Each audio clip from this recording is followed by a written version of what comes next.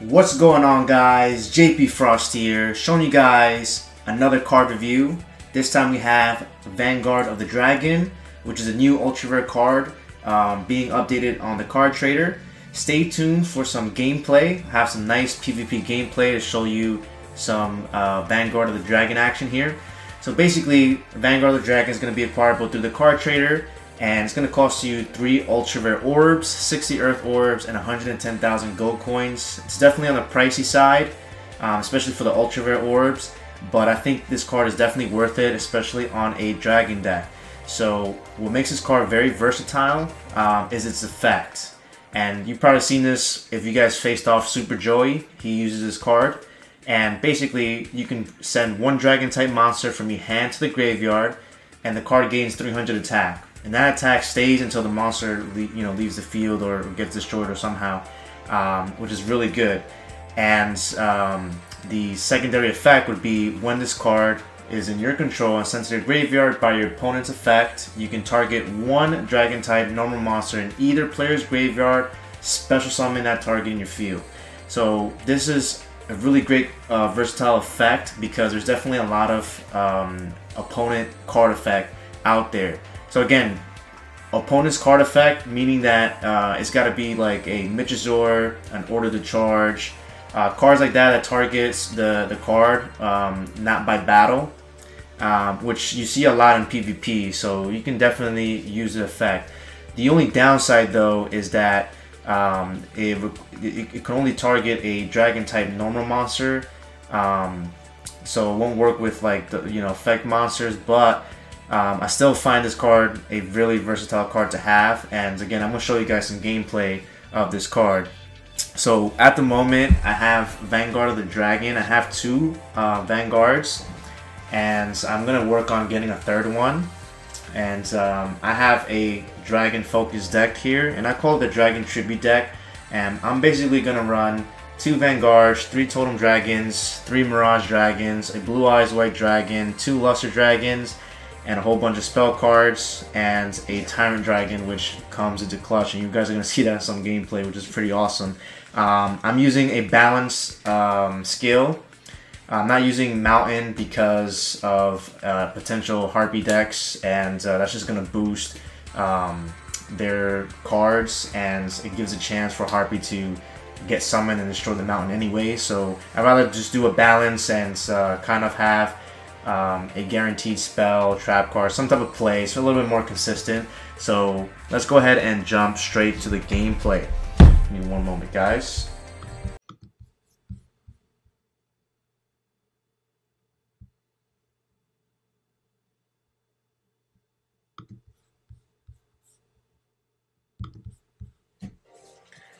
Okay, so the first one is going to be a very quick battle against Gardner, the infamous burn deck, and we're going to just see right from the get-go Vanguard is clutch in this situation. You're going to see why here. So as you know, I start first, so I do have a really good advantage here, and you'll notice that I drew Vanguard on my first hand, and I'm immediately going to summon it, activate its effect by sending 2 dragons to the graveyard, and automatically my Vanguard gets boosted to 2300, which is awesome, and then I get to set these 2 cards.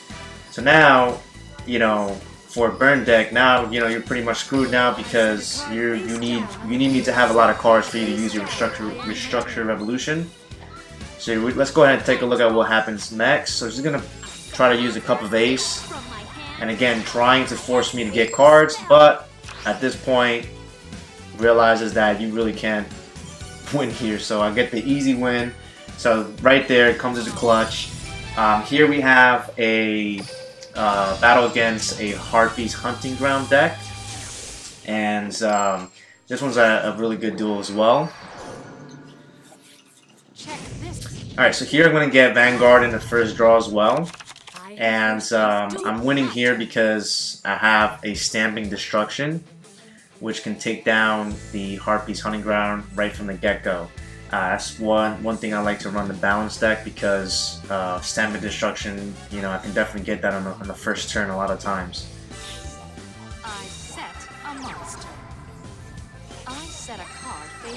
Okay, so I'm immediately gonna go summon Vanguard, and I'm just gonna straight go for the activating the effect because I'm going to put a Luster Dragon in the graveyard. And the reason for that is because she might run a lot of Order to Charge, so I can use the effect. And I'm going to use Stamping Destruction to take down the Harpies and go for the attack. And I go ahead and get a field advantage here. At this point, it's going to be really hard. I believe she catches me by surprise here. I think she uses the Symbol of Duty. Let's see. Yeah, definitely surprises me with the Symbols of Duty. And with that, pretty much summons my Luster Dragon that I just put on the field. But because I took down that Harpy's Hunting Ground, I got to stick with my enemy controller face down. So I'm pretty much good to go. So I'm going to activate enemy controller, and pretty much changes the defense position so I can go ahead and go for the kill next turn. So I'm going to summon a Mirage Dragon, and at this point, if there's a trap card, no worries whatsoever because of Mirage Dragon's effect. And I go in for the direct attack.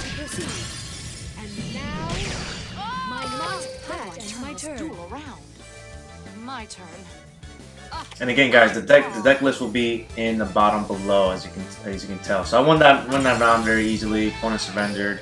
Let's see. This one is actually a very weird one I faced, and for some reason he was trying to run a burn deck, just like Tia for some reason. But I went ahead and overpowered him in this one. So I'm gonna go and summon Vanguard. I set down a Burst Breath and an enemy controller. And one thing I like about using this Dragon Tribute deck that I have here is that I get to utilize Burst Breath, and Burst Breath comes into clutch so many times, and it catches a lot of people by surprise. So this is where things get a little bit confusing here. It's gonna summon a Destruction Revolution on me. I'm just like, the hell? Kind of weird.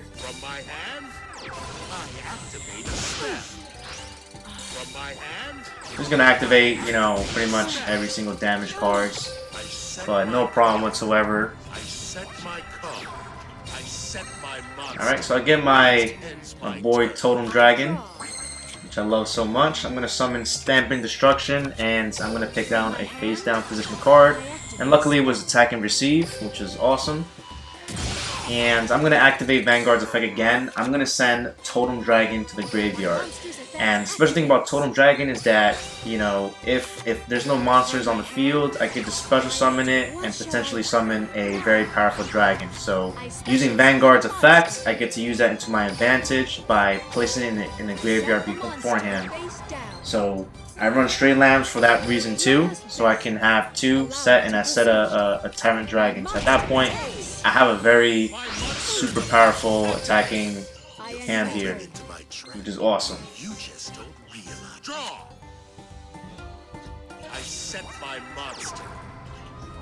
Okay, draw another Stamping Destruction, and I'm going to take down his last set card. And at that point he's pissed off because it was a Golden Apples, and that could have definitely changed the tide. But because of that, I get to go on a heavy attack and go right inside, hit him with a direct hit. And at that point he's just gonna rage quit because, you know, at that point, you know, it's really hard to face that. That's one thing I like about this deck. It's very fun to use. I really like it, and catch a lot of people by surprise because not a lot of people run dragon specific decks. Honestly, it's not a King of Games type of deck. I tried. I think the highest I've ever gone was Platinum rank. I think I'm missing a few other cards, but I'm pretty sure in the future there's going to be a lot of dragon supports, just like Vanguard of the Dragon, so I'm waiting for a lot more, honestly. And I think Vanguard of the Dragon will definitely do great in a Red Eyes Black Dragon deck. I tried it with Kyberman and Blue Eyes, but I just think it is a little bit weird, and it didn't work well, honestly. And I like it a lot better on this one. Here I'm facing Pegasus with Mind Scan, so pretty much very annoying because, you know, at that point he knows your moves, And I think he's running a Venus deck on top of that. So let's see how things go. So obviously I'm going to start with a Vanguard of the Dragons again, which is pretty cool.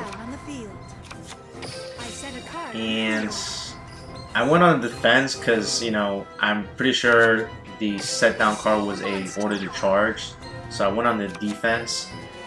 And I really want to catch him by surprise because at this point, you know, seeing Totem Dragon there, he's just like, I don't know what's going to go on. Let's see what happens next.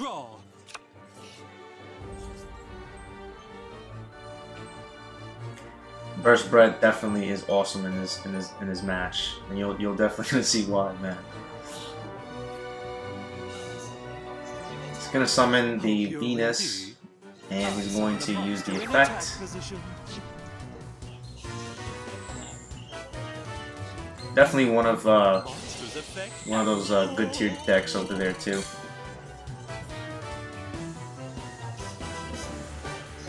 Hope you're ready. I special summon a monster. I'm gonna take down Totem Dragon. And what I just did here is, again, another great thing about Totem Dragon and Enemy Controller is that Totem Dragon benefits in the graveyard, so Enemy Controller comes into clutch because I contributed, take control of the Venus, and, you know, he's not going to attack, so I got to save my whole life points there and get the benefit of Totem Dragon.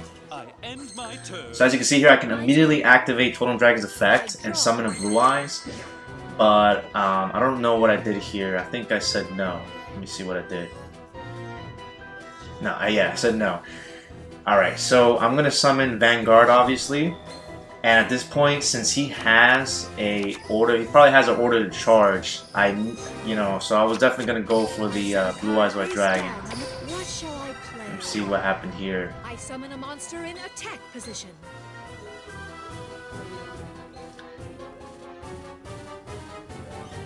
Yeah, I think he activates order to charge here. Yep, there you go.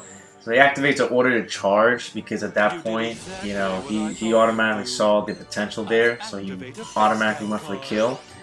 And put me a little disadvantage here, but because I have Totem Dragon in the graveyard and I have a security orb, I can definitely at least try to save this and summon Blue Eyes on the next turn. He's gonna summon another Sphere Orb and a Sorcerer's Wall, so I'm at a huge disadvantage here. So at this point, I'm gonna let both of the spheres attack my life point directly and switch out the Venus to prevent further life point damage.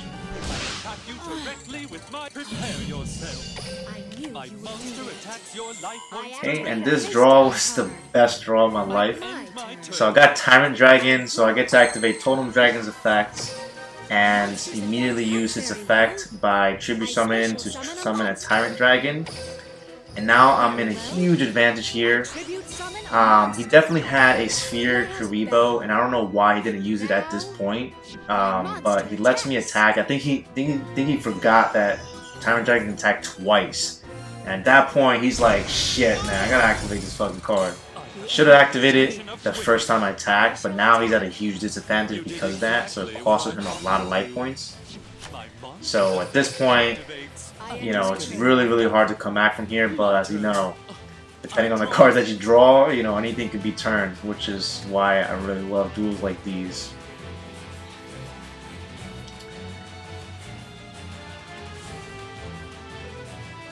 He's thinking right now. If he had an order to charge, this definitely would have been really hard. I set a monster. Okay, see what I got next. I got another Stamping Destruction, so at this point, because he lost his Mind Scan, I'm going to probably set this down. Yeah, I'm going to set this down. Maybe for a possible bluff in you know, in later rounds, just in case.